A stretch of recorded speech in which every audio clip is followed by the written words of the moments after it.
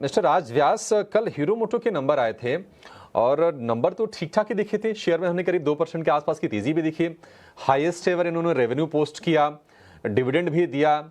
इसके अलावा एक्सपोर्ट को लेकर नंबर भी ठीक आ रहे हैं। ईवी पर कंपनी पुश बढ़ा रही है, ऐसी मैनेजमेंट ने जानकारी दी है। सब कुछ तो ठीक रहा, फिर ये कल के गेंस क्यों सरेंडर कर दिए शेयर ने सर? और आपकी एनालिसिस क्या कह रही है रिजल्ट को लेकर?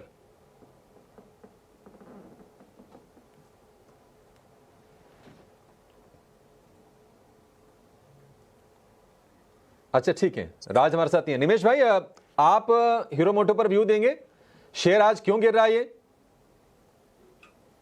मेरा मानना है कि स्टॉक के अंदर जिस तरह से कल रिजल्ट्स आए थे, रिजल्ट्स काफी अच्छे आए थे और पर्टिकुलरली कोई रीजन नहीं दिख रहा है। बट मेरा मानना है कि आज जो कुछ भी करेक्शन आया है वो बाइंग अपॉर्चुनिटी देखने को मिल सकती है। स्टॉक के अंदर काफी कंसोलिडेशन हो चुका है और ग्रेजुअली मेरा मानना है कि स्टॉक के अंदर हम लोग एक रिकवरी तरफ का मूव देख रहे हैं। तो ये जो कुछ भी करेक्शन है बाइंग अपॉर्चुनिटी है नीचे की तरफ से। मेरा मानना है कि 3850 के नीचे क्लोजिंग बेसिस का स्टॉप लॉस लेके एक medium to long term point of view से ये स्टॉक के अंदर बाय करना चाहिए और ऊपर में 4300 4600 के लक्ष्यांक देखने को मिल सकते हैं आने वाले 1 से 3 महीने में। तो पोजिशनल बेसिस के ऊपर हीरो मोटर कॉर्प के अंदर मेरी बाय रिकमेंडेशन है। 3850 का स्टॉप लॉस लगा लीजिए। इंट्राडे में देखिए थोड़ी सी रिकवरी तो कर रहा है। वैसे क्यों गिरा आज शुरुआत में, ये थोड़ी समझ से परे है। आगे इसको और थोड़ा डीप डाइव एनालिसिस करने की कोशिश इसके बारे में ज़रूर करेंगे। लेकिन हरीश जी, एक और शेयर है कैपिटल गुड स्पेस की, सीमेंस। बहुत तगड़ी गिरावट हमने 4-5 सत्र पहले देखी थी और अब ये 4 सत्र से लगातार शेयर चल रहा है। ऑलमोस्ट 200 रुपये जोड़ दिए हैं। आज बढ़िया शुरुआत की है, 3.5% ऊपर ये शेयर है, 3000 रुपये के ऊपर आ गया है। सीमेंस के चाल आप कैसे देख रहे हैं? चार्ट्स क्या संकेत दे रहे हैं? क्या प्लस करें इस लेवल पे?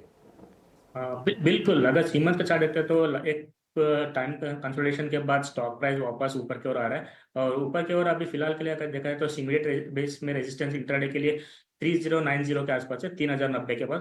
मुझे लग रहा है कि एक क्रॉस किया तो और ज्यादा फर्दर रैली देखने मिल सकता है। मुझे लग रहा है कि सेटअप बहुत सही है और बहुत रिस्क रिवॉर्ड के हिसाब से रिस्क बहुत कम है और रिवॉर्ड फेवरेबल लग रहा है। मुझे लग रहा है कि करंट लेवल पे भी एड ऑन कर सकते हैं सीमेंस ने। सर एक शेयर्स बता दीजिए अपने, आपके शेयर्स कौन से हैं? तो डिम्पी जी, पहला स्टॉक तो कैपिटल मार्केट थीम से ही रहेगा और उसमें एंजल वन हमें पसंद आ रहा है। 7-8 वीक के कंसोलिडेशन के बाद स्टॉक ने अब ब्रेकआउट दिया और जिस तरीके के बाइंग फ्लो हमने पूरे कैपिटल मार्केट और उससे जुड़ी कंपनियों में देखने को मिले, एंजल वन में हमें लगता है कि ये रैली एक्सटेंड होते हुए दिखेगी। 2600 से लेके 2650 की तरफ ये स्टॉक बढ़ सकता है। यहाँ पे बाय किया जा सकता है विद स्टॉप लॉस ऑफ 2480। दूसरा स्टॉक जो हमें पसंद आ रहा है वो है मेटल स्पेस से।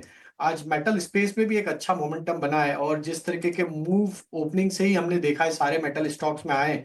यहाँ पे जिंदल स्टील एंड पावर को फोकस में रखना चाहिए। वीकली चार्ट पे अगर इसको एनालाइज करें तो एक कॉन्ट्रैक्टिंग ट्रायंगल का ब्रेकआउट अब यहाँ पे होते हुए दिख रहा है। स्टॉक कंफर्टेबली अब 200 डे मूविंग एवरेज को भी सरपास करने में कामयाब हुआ है। प्रीवियस स्विंग हाई का ब्रेकआउट मिला है।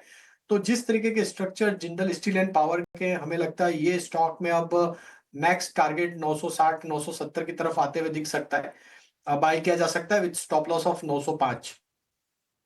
Rajesh ji, good morning. JSPL बाजार खुलने से पहले भी मैंने एक राय ली थी एक्सपर्ट से और अब आपका भी कन्विक्शन, आपकी भी मोहर लगती हुई, तो जेएसपीएल पर ध्यान रहें और साथ ही एंजल वन भी एज ट्रेडिंग कॉल 2600 के टारगेट्स को एंटिसिपेट करके इस स्टॉक में भी खरीदारी के मौके और जेएसपीएल 970 के टारगेट्स ऑलमोस्ट 926 के लेवल्स पर 2% की मजबूती के साथ इस वक्त स्टॉक में अप मूव जारी है। स्टॉक